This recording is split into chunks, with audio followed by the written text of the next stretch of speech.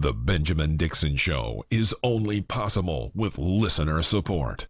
Go to www.thebenjamindixonshow.com to register for our blog and join the Progressive Army. And now, ladies and gentlemen, You're now about to witness the truth. it's the Benjamin Dixon Show.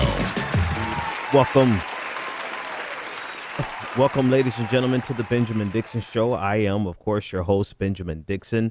If you're watching on YouTube, you're probably like, why the hell does he have a picture of scantily clad models in the background? Well, that's because I was preparing to do the story on Trump's Secretary of Labor, who is the CEO of Carl's Jr. and Hardee's, which uses scantily clad models in their commercials. So that's why that was there. Doesn't sound too convincing, but whatever. Welcome to the Benjamin Dixon Show, ladies and gentlemen. It is Thursday night, December 8th, 2016. Thanks so much for joining us. I am going to talk about Donald Trump's labor secretary pick, Andrew Puder. We're going to talk about that and a lot more. Please join the conversation, 857-600-0518. All right, so why not? Let's start with Trump's Secretary of Labor. So Donald Trump has selected, according to the New York Times, Andrew Puder, who is the CEO of Hardee's. Well, he's the CEO of the company that owns Hardee's and Carl's Jr. This pick is, I guess, it's just the continuation in all of Donald Trump's picks that demonstrate that this cabinet is designed to dismantle the government. He picked a climate denier for the EPA. He picked a man who sees public assistance and housing as sin to lead HUD, the Housing and Urban Development. He picked a woman who believes, who fights to get public money for private schools and charter schools to basically defund your local public school. He picked her to lead the Department of Education, and now he's picked someone who hates labor, who I think it's safe to say hate might be a strong word, but at a minimum, this guy has a deep antipathy towards workers. And this is the person that Donald Trump has picked to be the secretary of the labor secretary. I want to pull his picture on the screen so you can get a better idea of this guy, who he is. Again, his name is Andrew Puder. He is the CEO of the company that owns Carl's Jr.'s and Hardee's. I don't know if you've ever eaten there. I do my best to never eat there. And this was before. So anyway, Puder is vehemently against the minimum wage. He's against he's in favor of repealing the Affordable Care Act, which he believes created a quote unquote restaurant recession. And this is according to New York Times. It said because rising premiums have left middle and working class people with less money to spend dining out. Okay. All right. Yeah. So we see his priorities isn't the health of people. It's the fact that now they're having to spend money on health care, that blah, blah. Anyway. Yeah, I don't know what to say. I mean, if you think about his positions, that he has been very outspoken. Matter of fact, the best way to demonstrate how outspoken actually is a collection of quotes that were captured and tweeted out by Chris Hayes of MSNBC, just to give you a good idea of what we're talking about here. And I'm live on Twitter here. You can see this.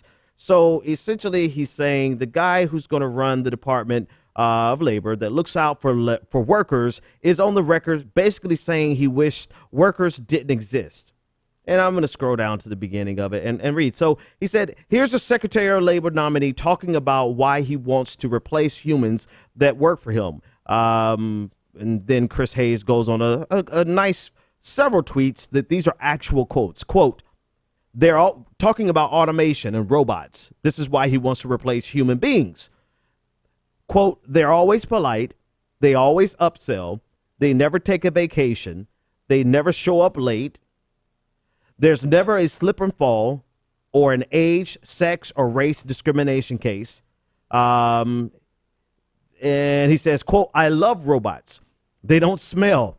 They don't breathe. They don't whine about their sick kids or grieve for lost loved ones. He said, I mean, have you gone into an employee bathroom? Disgusting. I don't want that anywhere near my customers. I'm having a hard time reading it for laughing because this is the guy who Donald Trump has picked to be the Secretary of Labor. The guy who's supposed to look out for workers hates workers. He's for full automation, which, okay, we'll discuss that in a moment. But I mean, he's look at it. He's going to do things. I mean, I don't even know where to start with this guy. But Donald Trump has shown us that he wants the very best people qualified to dismantle the departments he's assigning them to. This guy has complained about sex and age discrimination. So clearly he's going in with that bias. He's complaining about workers needing bereavement time. God forbid somebody dies,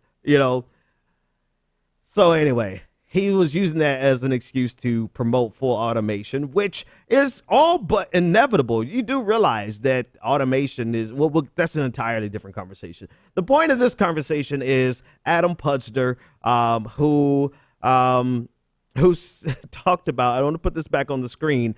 I have a quote here. When asked about his ads, according to the New York Times, he said, quote, I like our ads, he told the publication. He said, I like beautiful women eating burgers in bikinis. I think it's very American. I don't know, some statements just, I just have to applaud there. I have to applaud because it's so asinine. It's hilarious. So that's why I had the picture of the scant. These are the models. This is how he promotes his burgers and his fries with women who probably would never even go in to smell what that food smells like. This is the guy who's in charge of labor. This is how he views women. This is how he views discrimination cases. This is how he views old age. This is how he views the older. I mean, it seriously sounds like something out of the Matrix. I wish I can get the Matrix clip and drop it right there. We're talking about the smell. It's the smell. This is what this guy thinks of labor and workers. And when I tell you this is going to be one of the crowning achievements of Donald Trump, it's not just about the workers directly. It's also about unions. It's about the ability for workers to organize and negotiate. And we're putting in someone who is 100% not only against negotiation, against unions, but against minimum wage, against health care, Affordable Care Act, against everything that is important to workers. I mean, and just to add insult to injury, why not? I'm going to put this on the screen. This is something I caught on Twitter from Facebook. I don't even know if we're going to be able to see it, but I'm going to try my best. I'll read it to you in the audience. Yeah, you guys totally cannot see this on YouTube.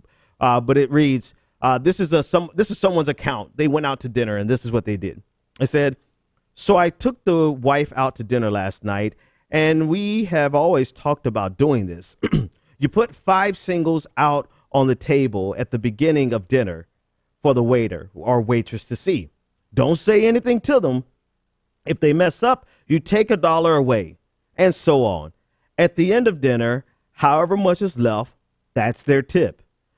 I shit you not, you will receive the best service of your life.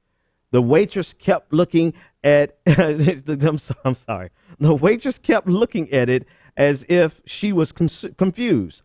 But she played her cards right, did a great job, and received the whole $5. I did take away $1 because she forgot the bread, but she bounced back and gave us extra. Ha ha. All in the name of a great blah blah blah blah blah blah. I read that because labor.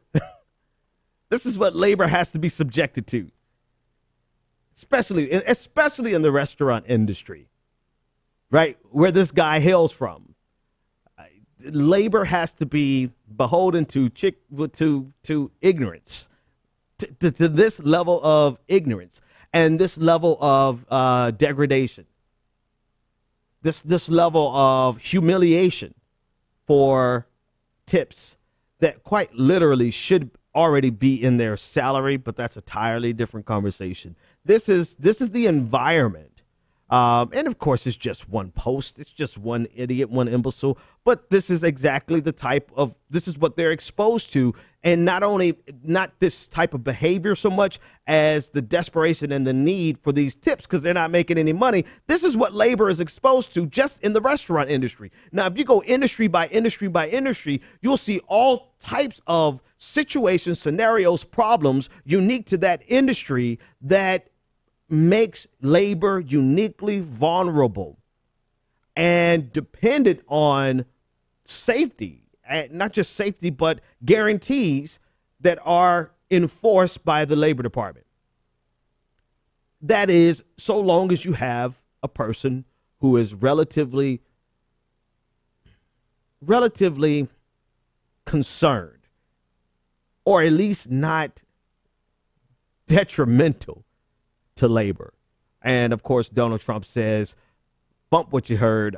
I don't only want detrimental. I want somebody who's going to come in and just tear this entire thing apart, top to bottom. And that person is Adam Posner, your Secretary of Labor.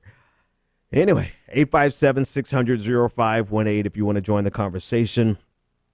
And let me know what you're talking about, what you're thinking about. What do you think about his picks? I want to go to this next story. This next story is kind of it's interesting to me. Where do I start? Let's start with the article. So there's an article in Time magazine, and I don't even have the title of it. Hang on, let me see if I can find the title of it. See if I can remember it. What was it? Basically, the article is about, and I'll try to put a link in the description. Time magazine by Gil Troy, a professor. He was writing about how he was attacked by the Bernie-fueled alt-left. Now, I think 9 times out of 10, an article like this, you could just be like, meh, whatever, keep turning. But it's published in Time magazine. It's getting a lot of play. And so let's just discuss it. This is the image from Time that you see on your screen. So the premise is this. He wrote an article about how let me just read this first couple of lines for you so you can see how ridiculous this is.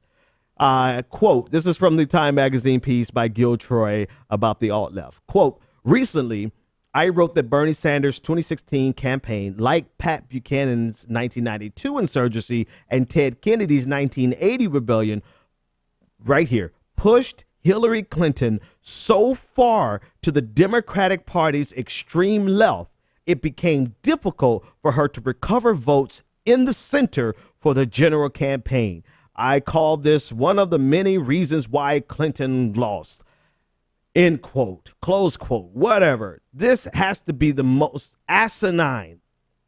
Like, where are you a professor of? What are you a professor of? Because any objective observation of the general election, Hillary Clinton moved to the right to capture the disillusioned Republicans who were running away from Donald Trump. There was nothing extreme left about Hillary Clinton. Hell, there was nothing relatively left about Hillary Clinton. Hillary Clinton ran exactly the way she wanted to run, which was as a centrist, a queen centrist. Okay, I'll take queen off. She ran as a centrist who could appeal to Republicans. That's what she's always wanted to be, and that's exactly the campaign she ran. So your very first sentence in this ridiculous article is either just intellectually dishonest or malicious. People keep telling me, don't mistake stupidity for malice. Don't mistake malice for stupidity, because sometimes these people are not as dumb as they come off as being. And granted, this guy is a professor. Doesn't mean he can't be dumb. I mean, Ben Carson is a neurosurgeon and dumb as, so he could be ignorant, but it's more likely malice to plant this seed to try to say where we went wrong in the 2016 election was that we were too far to the left. This is a technique to intentionally force us back or to contribute to the narrative of pushing the Democratic Party further to the right. So already I'm done with the article, because I'm like, I see his intent in this very first sentence is to push the Democratic Party to the right with this lie, right? Not just a false narrative, but with a damn lie that Hillary Clinton, that Bernie Sanders pushed her so far to the left that she couldn't recover votes in the right. And that's why she lost. Send me your political analysis card, my friend. Put it away. Never talk again. Not on politics. All right, let's keep going, because it actually gets worse. And he said, and I guess I'm doing exactly what he was bitching about. He said, for having done so, I received hundreds of obscenity-laden tweets. Oh, no, really? Are you okay, Gil? You got nasty tweets. Are you okay? He got nasty, obscenity-laden tweets, emails, and Facebook posts condemning me. However, will you survive? My looks, my suits, my intelligence, my professional judgment, my integrity, my motives, my religion. Some of these messages threaten violence and even mention my office address, trying to intimidate me. Well, I don't agree with doxing in any case. So screenshots, like, give us some proof or else you're lying. Right, because there are no, but I mean, and still, I'll cede you that we do have some dicks. We have some dicks on our side of the equation who try to dox people. They're just as malicious as the Al Giordino, whatever the hell his name is, who is on the team Hillary Clinton in this neoliberal center, who is making a campaign out of doxing all of the dude bros. So I'm just as much against doxing from people on the far left as I am from you centrist neoliberal shills. But that's not all he complained about. He complained about the tone. He complained about somebody threatening to dox him. And he said, but they were not sent by members of the alt-right, the proudly bigoted conservative movement well known for his blah, blah, blah, blah, blah.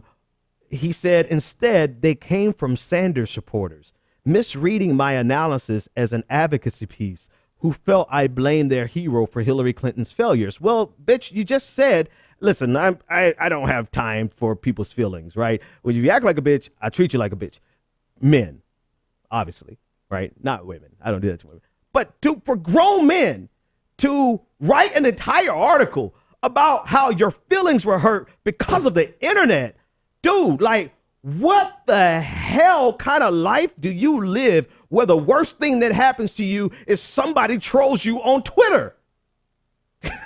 And then you, like, what kind of ivory tower? I just answered the question. These people live in these ivory towers of solace where no one can ever reach them, where their students can never really challenge them. You're right. They can only challenge them within the accepted parameters that he's willing to tolerate. And clearly in this case, he's not willing to tolerate anyone who's angry. Brother, get off the internet. Welcome to 2016. This is the lay of the land. This is the way it is. This is the way it's going to be. Deal with it. Or go team up with Melania Trump and try to get rid of all the bullies. Anyway, nobody misread your analysis. You said in the very first paragraph of this rewrite, you said that your position, you wrote that because blah, blah, blah, Bernie Sanders pushed Hillary Clinton so far to the Democratic Party's extreme left, it became difficult for her to recover votes in the center for the general campaign. I call this one of the many reasons why Clinton lost. You just said, anyway, moving on. All right, so it was the obscene attacks he's complaining about. He wrote an entire piece in Time magazine about being trolled on Twitter. That's the first thing. That's like thing number 3. But then it gets even worse, right? He says in one paragraph, he says, if Barack Obama's election in 2008 ultimately launched the alt-right, Donald Trump's election in 2016 is launching the alt-left.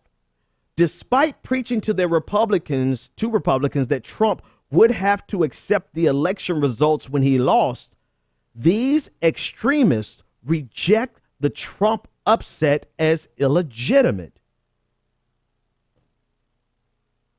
I got to read that again. So this is the conflation that I was talking about earlier. He's saying that these extremists on the left reject Trump's victory as illegitimate. Raise your hand if you are a Bernie bro who is out protesting against Donald Trump's presidency in terms of it being legitimate in the election. Raise your hand. Let me put mine down. I'm not. Who's out? Like he's not only creating a straw man to try to make a point, but he's conflating two different groups. Hillary Clinton supporters are the people out there protesting the legitimacy or the illegitimacy of Donald Trump's presidency, right? Because they can't believe for the life of them that Hillary Clinton lost. While us Bernie bros and our brocialists and our do bros, we're like, yeah, bitch, we told you so. We told you you were going to lose to Donald Trump.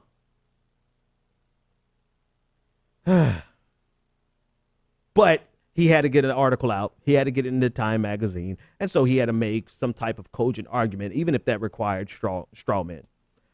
Anyway, let me keep reading. So these, we're upset as, no. All right. So Hillary Clinton, this is his article, quote, Hillary Clinton defined the alt-right as rejecting mainstream conservatism and stewing in prejudice and paranoia. Now resenting Trump's rise, these Bernie or bust or never Hillary followers reject mainstream liberalism.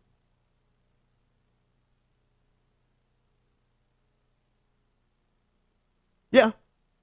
Okay. There's no lie there. We reject mainstream liberalism. Yep. But not because of Donald Trump's rise. No, that's where you're wrong.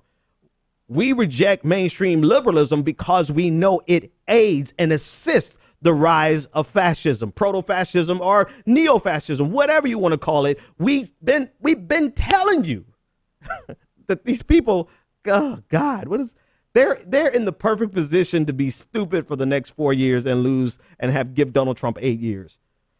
All right. This is the kicker.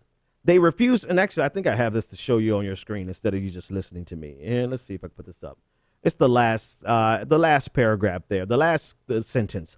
They refuse to learn from the age of Clinton that bipartisan coalitions and centrist policies are possible and often beneficial. They ignore the real causes of middle-class distress, including deindustrialization and the ease of importing now that's cheaper to transport things across the globe, the benefits of which they, as consumers, enjoy.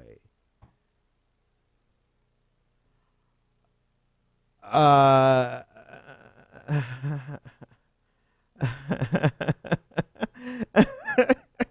sorry. I'm like, does this guy even read leftist magazines or articles? Like, does he listen to anybody on the left?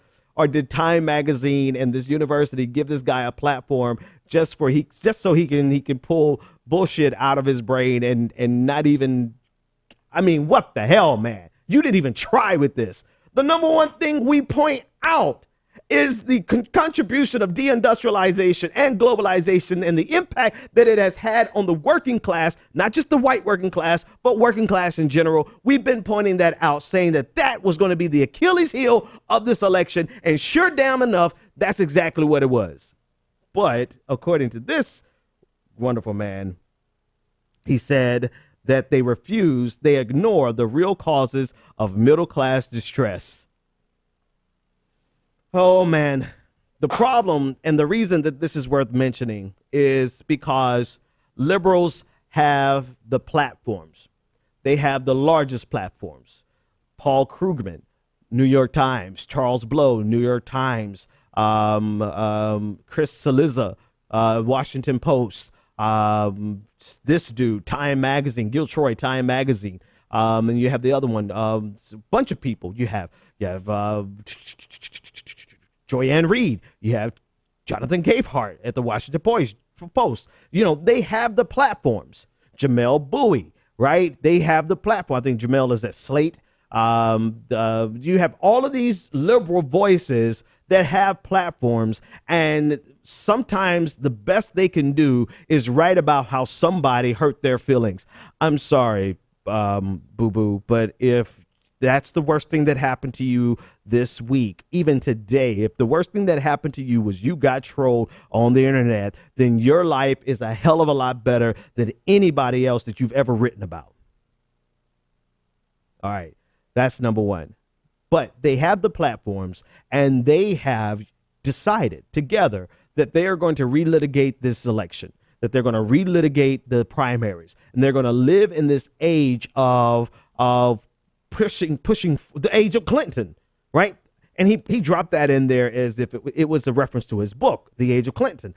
They are pushing us further into the age of Clinton paradigm when they won't even admit to themselves that the Clinton machine only got one person elected to the White House. And it has failed 2 out of 3 times. It failed. I guess it would be 2 out of 4 if you're counting the re-election of Bill Clinton. I don't really count that, right? So, but I'll give you 50-50 chance with the Clinton machine.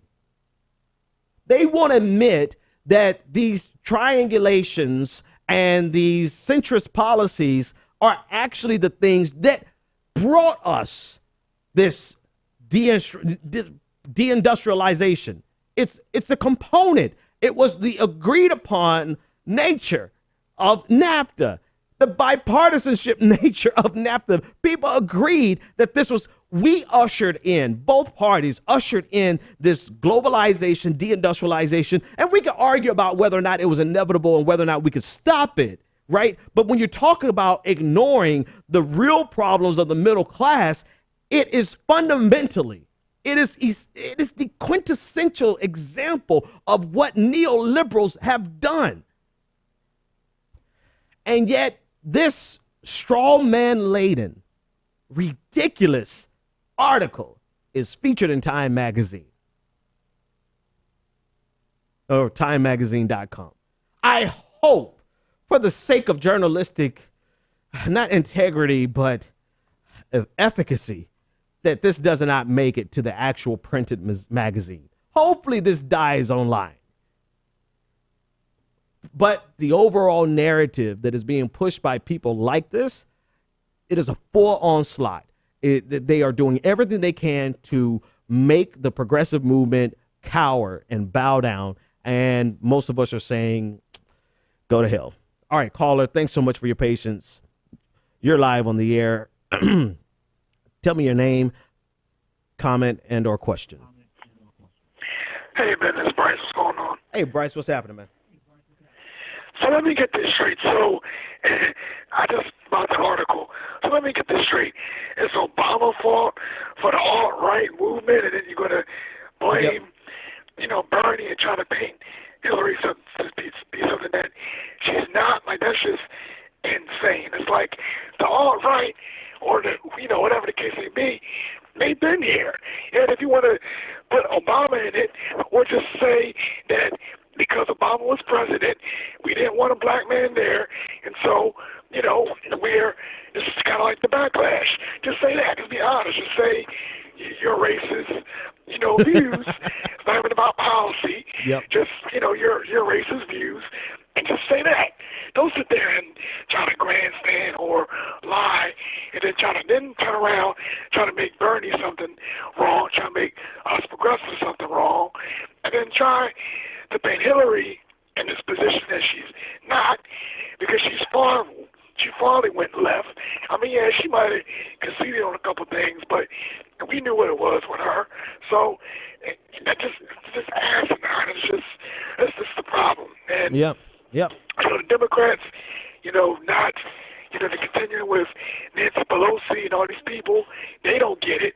Well, the establishment Democrats, they don't get it, and they're not going to win an election until they understand that they cannot continue to put these same people up here. That's just not going to work. That's just period.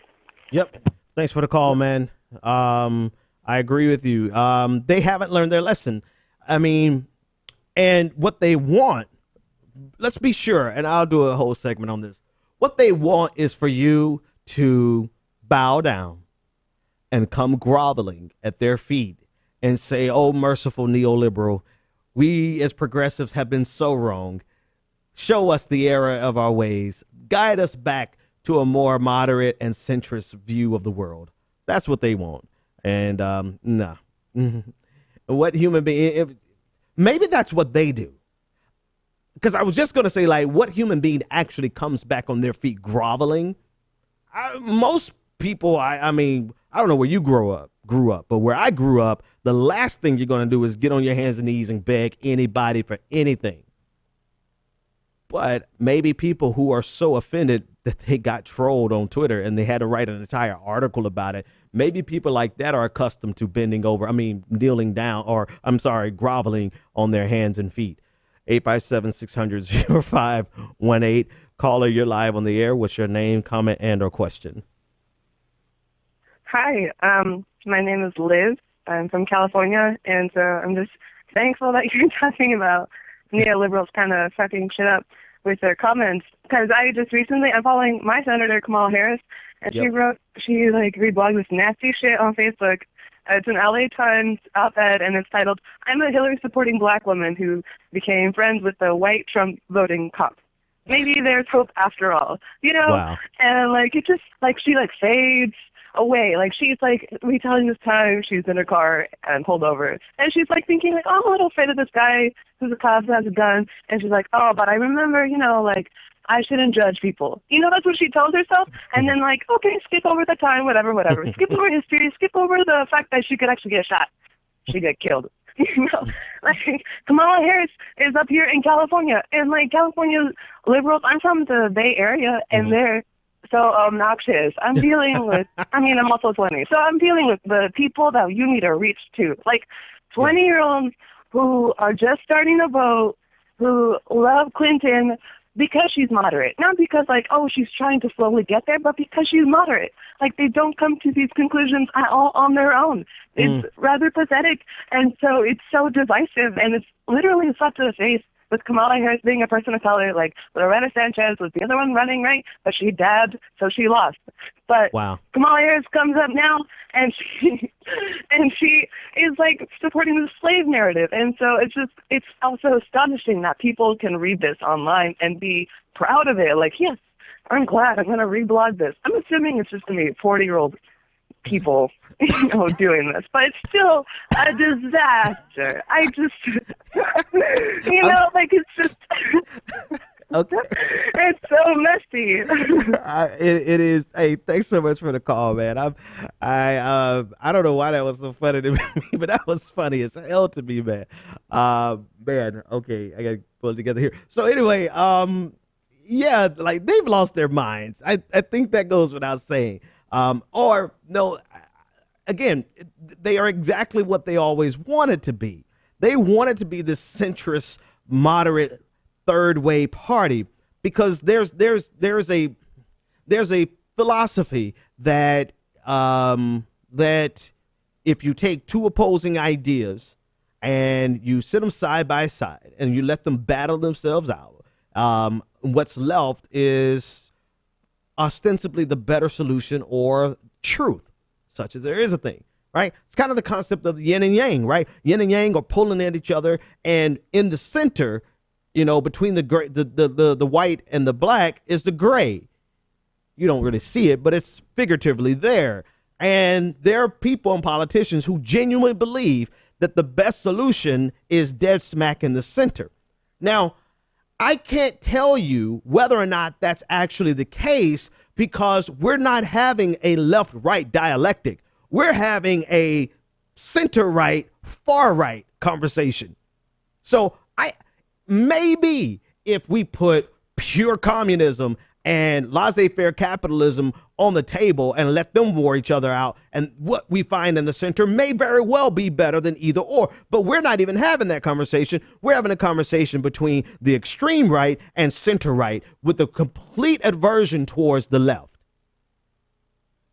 So maybe this idea of left, right, and what's in the center, maybe that is the right solution. But we would never know, because the people who are ostensibly representing the left are so far to the right, we can't tell them apart from a Jeb Bush.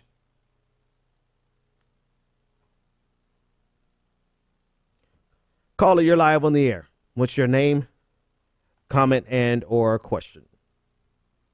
Hey, Ben, this is Nick from Oregon. Nick, what's happening, man? What's on your mind? Hey, not too much. So I just want to touch on the Keith Ellison thing real quick. I had not very much to add beyond what's already been said, but I just had kind of this thought, and I wanted to get it out there, kind of rebound it off you, see what you thought. Okay. So just for context, I'm a white person, you know, super trying hard to be, you know, good ally and stuff. And make sure I get this out right. So essentially, a thing I hear as being an ally is that we don't want to get in the way of essentially whoever we're trying to ally with. We don't want to get in their way for them trying to fight the true fight. Right. So essentially, if you have, say, Republican on the right and we'll say, just for, you know, since it's relevant, conservative left, and you say, oh, well, I want to have I think I'm getting off track here. Point is that you don't want to get in the way of the people that you're trying to ally with. So I was thinking that, especially in the context of Hillary Clinton and like I said, make sure I stay on track here. The whole argument about Hillary Clinton and why the left fights so hard against her is because we're not really she's not like a real ally. And so we're not getting like this, we're trying to fight from the inside as opposed to fighting the like Nina Turner said, the fox and the wolf, like the wolf that we already know and the fox we already know. Yeah. So I'm sorry, I started this out with Keith Ellison, but I was going to get around to a better point. But anyway, in the DNC leaks, we found out that they wanted to use a religion against Bernie Sanders as kind of like this wedge point where it's like, are you really a Jew? Are you not? And you're more kind of an atheist, whatever. And so we've already kind of found out that this is their playbook. And so we can have a debate as to whether or not, you know, the attack against Keith Ellison is coming from the right or from the left. It seems more likely to be coming from the left at this point, since they've, you know, done a lot to kind of gut themselves of any progressive values. But it seems like we know this is a smear and we know this is bad, but we haven't even acknowledged this is the same playbook. Like they've done this before so recently that we should be like, I mean, and I think Anoa said this, like, it's not even a point of like having to discuss whether or not this is a valid claim. This claim has already been made before, and we're having to relive this all over again. So just kind of like to wrap those 2 points together, just like fighting against people on the inside and being like, oh, well, we don't want, you know, X because he might have something, you know, super whatever, anti-Semite or anti-Muslim, as opposed to, you know, fighting the people that, I think you said this actually, like, you know, we got friggin' white nationalists coming into the White House, but we're worried about a possible smear job against a, you know, person of color, you know, as a Muslim. So anyway, just wanted to bring that up, bounce that off you. Have a good evening. Remember to thank your patrons, Ben. Come on. Oh, thank you. I'm slipping, man. Hey, thanks so much, man. I appreciate know. All right, well, have a good evening, man. Special shout out to all of my patrons, man. How dare I start a show without thanking my patrons? Slipping on my pimping, man. I'm really tripping here. But I'm glad you brought that up, right? I wasn't going to talk about it too much tonight, but why the hell not? Let's talk about it. So, what the last thing that you were saying, I get it, right? It is the exact same swift boating. It's this mudding smear campaign. It's laden with Islamophobia. And what we're talking about specifically is this new push to label Keith Ellison as an anti-Semitic and anti-Israel. Let's be sure, when people want to control everything and want to keep you out of power, they will make anything you say that does not 100% support Israel to be anti-Semitic. And I want to say it more plain. I didn't really say it plain enough. I want to say it plainer, right? The easiest trick is to make anything you say that's critical of Israel and label it as anti-Semitic. That's the easiest trick. And I think we are reduced. We're here at this point. We're at this point now. And it's the claim of anti-Semitism that is sticky. It sticks to you. You can't escape it as easily. It kind of, it goes around with you like the charge of racism. And this is what they've done to Keith Ellison. Keith Ellison, Muslim American. He is running for the DNC chair, black man, formerly affiliated with the Nation of Islam. And because he was formerly affiliated with the Nation of Islam, all of a sudden, like, oh, well, we got to shy away from him because he's anti-Semitic. Here's the problem. If shit, here we go. Let's just talk about it. I'm going to start easy on you. Number one, keep calling people anti-Semitic. And after a while, you're going to realize nobody gives a shit if someone is anti-Semitic. You cannot level a baseless charge continuously just for political points and posture and have it maintain its efficacy, because there are anti-Semites out there. They are abundant, and they are coming out of the woodworks because of Donald Trump. Yet, instead of focusing on the real anti-Semites, you turn your focus on Keith Ellison, not because you're honestly concerned about anti-Semitism, it's because you don't want this man in the party because you can't control him. That's exactly what this is about. They cannot control Keith Ellison. He had the audacity to endorse Bernie Sanders from the beginning. He had the audacity to stand by that and risk his entire career. And so now they want a purging. This is the death pangs of neoliberalism, of the third wave Democratic, the DLC. This is the death pangs because they're doing everything they can to keep the party from going back to the left. And so they pulled out the big guns, right? He's anti-Semitic. That's number one.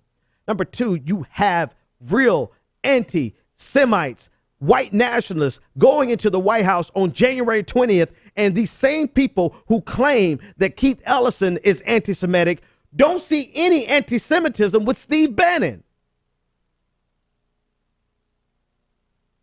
So you mean to tell me the man who did not want his children going to schools with Jews is not anti-Semitic, but Keith Ellison is, simply because he's a Muslim affiliated with the Nation of Islam, at one time affiliated with the Nation of Islam? Here's the other thing about it, is that they're stepping on every form of blackness. This is what really pisses me off. What pisses me off is that you have to be the acceptable brand of Negro to get power in the Democratic Party. Damn right I said it. You could be Cory Booker black, but you cannot be Keith Ellison black. You could be Cory Booker black, but you can't be Jeremiah Wright black, right? You could be black, but you just can't be angry and black. You could be black, but you can't be a liberationist. You could be black, but you have to still play ball like you were as a white guy.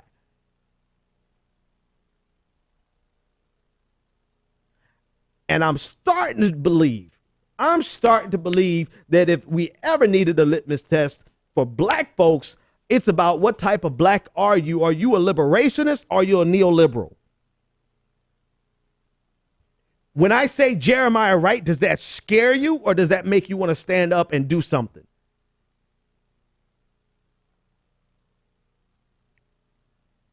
Extremely tired of the Democratic Party telling us what type of blackness is okay and what type of blackness is not okay. And then people are like, oh, yeah, it's so true, man, because they totally do that to Ben Carson and Alan West. No, they're fucking idiots, all right? They're imbeciles who I don't know how the hell Ben Carson. I mean, clearly you don't have to be naturally smart to be a brains neurosurgeon, right? So I don't care about them. Their politics are so wrong, so atrocious that I don't care if they were Kuta Kinte black, right? I don't care where they came from, what they stand for, what they fight for politically is so detrimental to the black community. I don't even want to talk about them right now. Who I'm talking about are these people who act like they care about the black community, who act like they're concerned about the plight of black people. In reality, they're only concerned about the plight of black people who make over 6 figures a year. They'll never say it, but their policies convey that.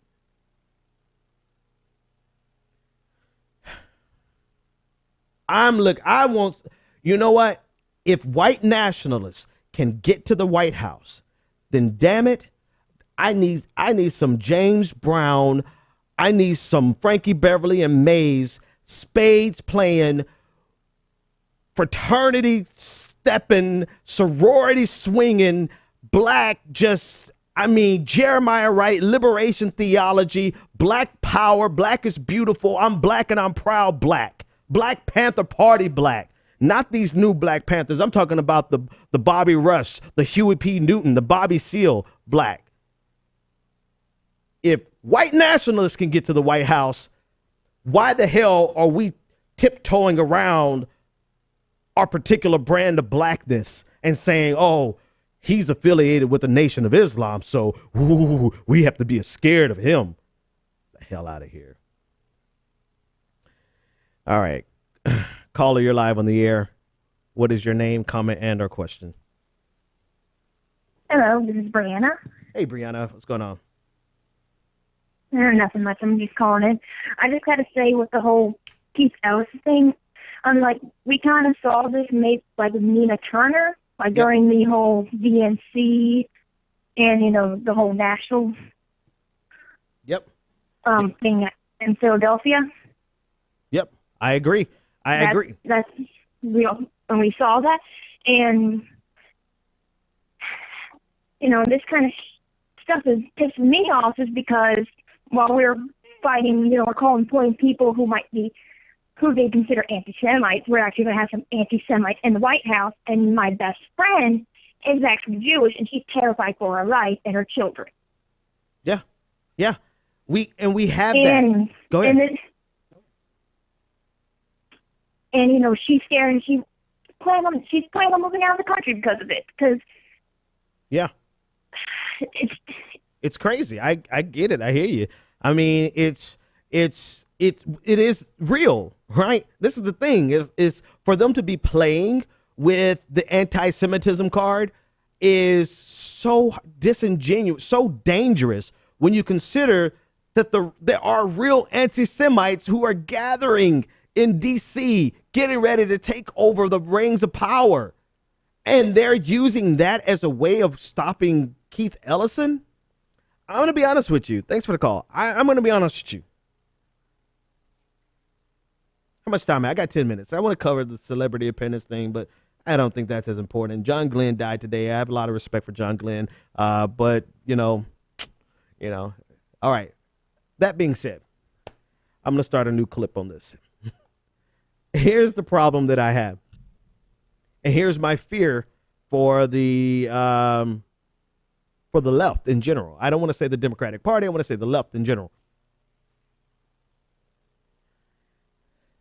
The Democratic Party, not even the Democratic Party, because this is more than the Democratic Party. This is really about this ecosystem, this bubble, this echo chamber of liberalism that has gotten control over the primary narrative of the left, right? I think it's reasonable for us to say that they have all the major outlets and they can set a narrative pretty strongly, and that leaves us who are the true left. All we can do is really respond, unless we get a really good viral article that they have to respond to, right? So the people who have that kind of power and that kind of influence, they've gone into the realm of scorched earth, to say it lightly.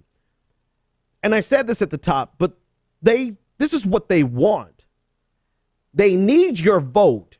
They need your political organizing. They need your donations. They need you. They can't get rid of you, but they 100% will not tolerate you being there as a free moral agent with a thinking mind who's going to challenge their premises. They don't want that. They want you to come groveling back to them to say, this is where we need to be. Oh, we need you to save us, neoliberals. We've been so wrong. This is what they want, right? It's not enough for you to say we need to join together so we could beat Trump. They want you to say we need to join together and do everything that Hillary taught us to do because we were wrong. We're sorry. We'll be good allies. We'll be quiet. We won't ever complain. We won't ever say anything. Matter of fact, here is our platform. Why don't you come and take our platform and have your way with our platform that we built because you are right and we are wrong. They want servitude. They want groveling. They want complete, not just a capitulation, they want your complete and total surrender of your thinking, of your ideology, of your positions, of your rebuttals. They don't want you to challenge anything. They want you to ask for forgiveness. And again, that's not what normal human beings do. What normal human beings do, and don't get me wrong, there are some people who stay in abusive relationships because that's what it is. The Democratic Party, scratch that. The journalistic echo chamber of the left, not the real left, but this ostensible left, they want you to surrender. They are the ones who can't really let you go because they need you.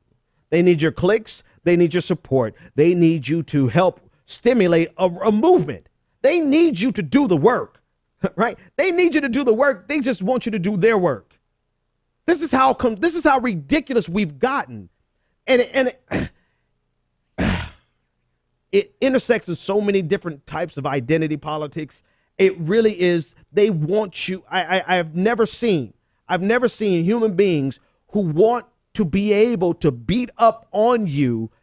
You don't respond. You don't fight back. You just sit there and you take it as long as they give it to you. And you better not go anywhere because if you do, then it's going to help elect somebody like Trump. This is crazy. And I wanted to tweet about this earlier, but it was too long of a story. So I'll tell you guys. Here's a story. Back in 2008, I was a single man. I'd say about a good 100 pounds lighter, doing my thing in South Florida, partying about 6 nights a week. We had a good time. Met this woman who I thought could possibly be the one. She wasn't. I met this woman and I started to notice right away that she always wanted me around, but never wanted me around. She always wanted me there for her to say whatever she needed to say, but never interested in anything that I had to say, right? So you know me. I think you know me. My thing was, cool, you're not into me. Moving on, right? Then she called me, hey, where are you? I need you here. Come be with me. Blah, blah, blah. Okay, I go and be with you. Meanwhile, I'm there and you're not paying me no attention. You just want me here when you need me here, and you don't want a relationship. You want me to be a servant. Then at lunch one day, I asked her about this. I'm like, so why is this like this? Because, I really could be doing other things with my time. And she said, I really like you. I'm into you. But you know what? You just, you don't really compare to, I swear for God, this is what she said. She said, you don't really compare to Barack Obama or God or Jesus. I said, what the hell? What did I just step into? So needless to say, that was the very end of that. That was like the last time. I'm like, baby, I got other stuff to do. I can be with people who appreciate me. I can be with people who can hear me out. I can be with people who honestly want my opinion, even if they disagree with my opinion. And this is exactly what these neoliberals want. They want us to be there but not have any opinion. They want us to be there but not need anything or say anything. They want us to be there just to compliment them like we're some damn trophy husband. Sorry, but life doesn't work like that. And you know what people do? People get up, throw the deuces, and they move on to the next one. And I'm not really conveying this the way that I want, so I'm just going to leave it alone. But I would say this goes for everything, not just our general politics, but you cannot expect someone to be simply submissive to your anger. Take that statement and apply it to every identity that you wish, that you want, and it's true. People, even if I'm dead ass wrong, I do not have to sit there and be subjected to your tantrum. Because I can get up and go date the next one. Dating is politics. I'm telling you, dating has always been politics. And that's probably one of the craziest stories I ever had. She legit compared. She was like, oh man, Ben, you're great, but you're just not Barack Obama. I'm like, I didn't call her a bitch, but I wanted to. I'm like, wait a minute, shawty. You didn't even graduate college yet. You dropped out of college. I mean, don't get me wrong. I dropped out of college, but I went back and got my degree. But you're comparing me to Barack Obama, and you don't even have a degree. Oh, God. Times are ridiculous. Caller, you're live on the air. What's your name, comment, and or question? Brother Ben. I'm enjoying the show tonight. I especially feel your black prophetic fire, as Brother West says. Yes, sir. Yes, sir. I have 2 points to make. Go ahead, man. One, let us not allow the Israel state to appropriate the use of anti-Semitic, because Semitic applies also to Arab people. Yep. I think it's the descendants of all the descendants of Moses it goes for. So that's 1 point. Yeah, Second, good point. The last point is there a chance that maybe you could promote the race that's going down in Louisiana? What's the race again? There's Louisiana, the Senate race, right? Yes. What's the new on it? Give me update me on the race. Sure thing. Hold on.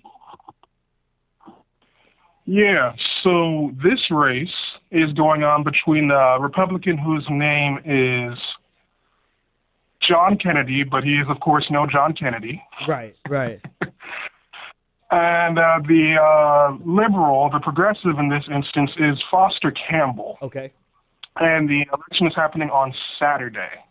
And I'd have to say he's more than a liberal. You could actually call him a progressive. Okay.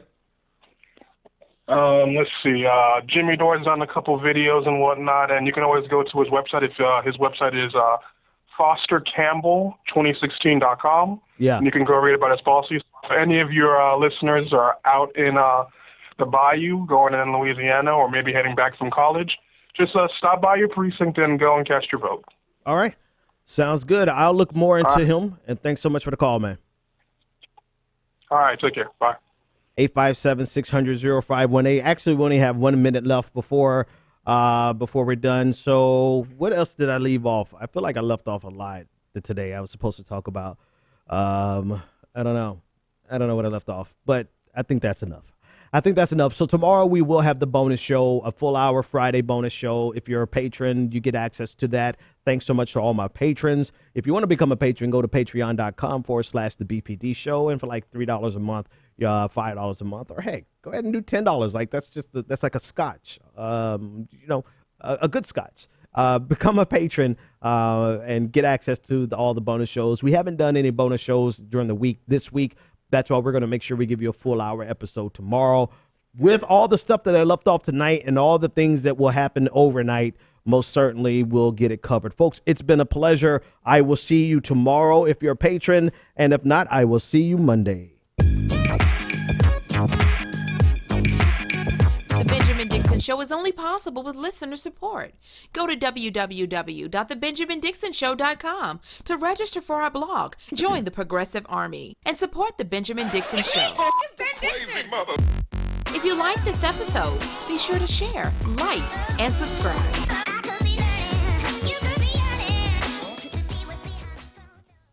Consider becoming a Patreon. Go to www.patreon.com/The BPD Show and support The Benjamin Dixon Show.